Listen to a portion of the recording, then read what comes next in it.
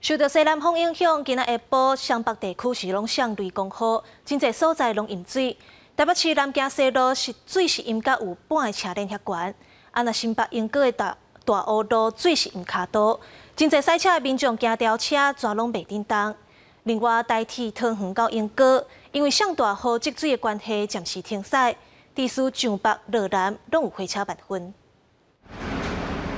中雄中港和台北市中庆北路出现积水，车路拢淹去，真足糊涂。有网友翕到民众落车用手刹车行。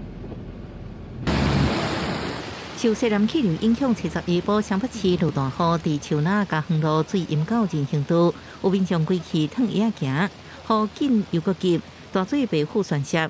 北大社区有大楼停车场出现积水。没看过，像海边上头哎，这样对啊。 你看他们在笑啊！雨势正大，莺歌火车站后前大厅也拢是水，水流亲像海涌，一波刷一波。莺歌大河路顶悬水淹到骹倒，因为到下班时间，真侪人伫车流当中寸步难行，未少骑机车人规气落车牵车行。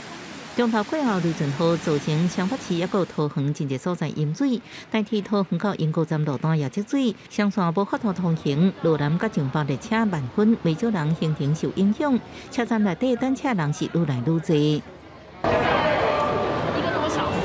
那对，6点半的车可以搭，现在要到6点半。因为你连什么时候可以回家都不确定。对啊，我觉得至少要延误多少时间，至少也要秀给我们看一下。